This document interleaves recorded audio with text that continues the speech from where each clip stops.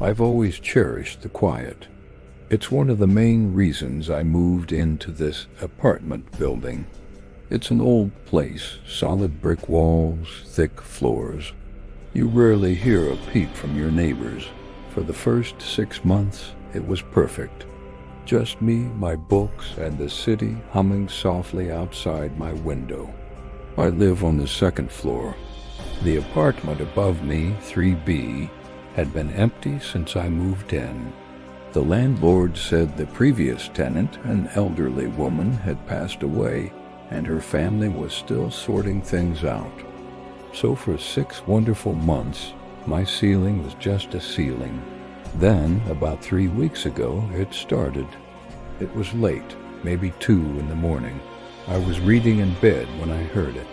A soft, rhythmic thudding from above. Thud, thud, thud.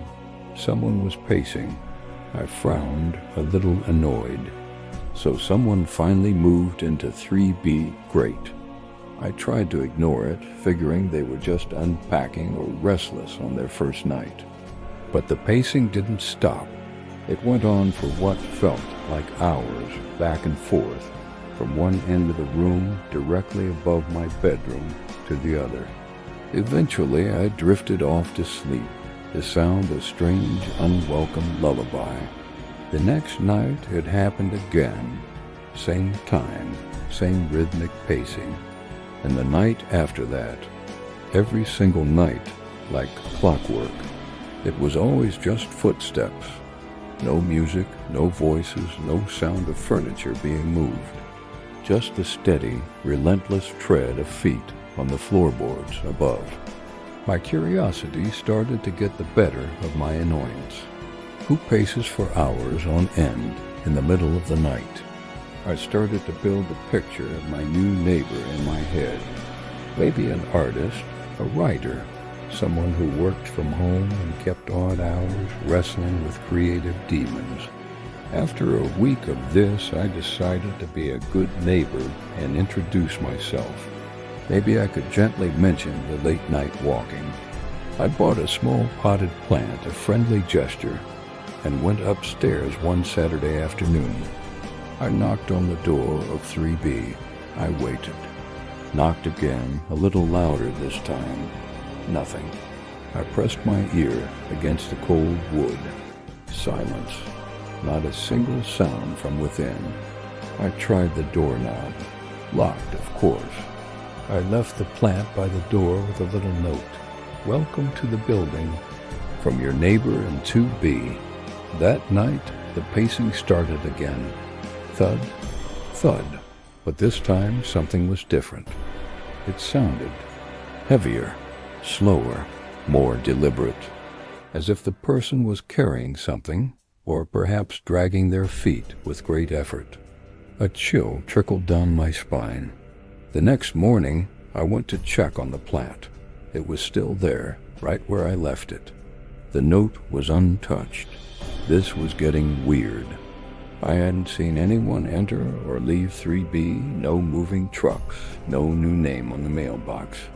Nothing. My days became consumed by this mystery. I started working from home more often, listening for any sign of life from upstairs during the day. There was never anything, only absolute silence.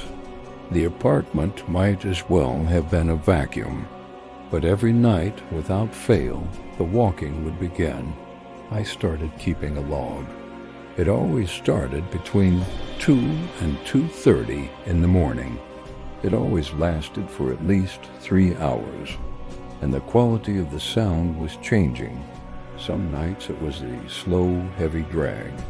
Other nights it was quick, almost frantic, like someone was running in short bursts. One night I heard a new sound, a scraping, a long, drawn-out screech, like heavy furniture being dragged across a bare wooden floor. It was a horrible, grating noise that made the hairs on my arms stand up. It went on for about a minute, then stopped. Then the pacing resumed, but it was different again. It was now confined to a much smaller area, a tight little circle right over my head, round and round and round. It was maddening. My imagination started to run wild. What was going on up there? I couldn't take it anymore. The lack of sleep was making me jumpy and paranoid. I cornered my landlord, Mr. Henderson, in the hallway the next day. I asked him about the new tenant in 3B. He gave me a strange look. New tenant? No, son. That apartment is still empty. The old lady's family hasn't even finished clearing out her belongings. They only come by every few weeks during the day. My blood ran cold. Empty? I stammered. That's impossible. I hear someone walking around up there every single night. Mr. Henderson just shook his head, a sad look on his face. Old buildings make noises, kid. Pipes settling, wood expanding. You're probably just hearing things. He patted my shoulder and walked away, leaving me standing there in the hallway, my heart pounding in my chest. Empty. The apartment was empty. But I wasn't hearing things. The footsteps were real. The scraping was real. I knew it. That night I was terrified. Knowing the apartment was supposed to be empty made the sounds infinitely more sinister. The pacing started as usual. Thud, thud, thud. It was no longer just annoying, it was menacing. Each footstep felt like a hammer blow against my sanity. I lay in bed, frozen, staring at the ceiling, picturing the dark, empty rooms above me, picturing something moving through them. What was it? I had to know. I needed proof. I needed to see what was up there. My fear was warring with a desperate need for answers.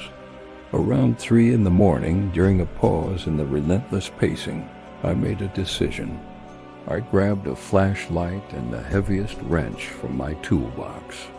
My hands were trembling as I slipped out of my apartment and crept up the stairs. The landing was dark and silent. The plant I had left was gone. The door to 3B loomed in the shadows. I took a deep breath and pressed my ear to the door again. Silence. I reached out, my hand shaking, and tried the knob. It turned. My heart leaped into my throat. It was unlocked.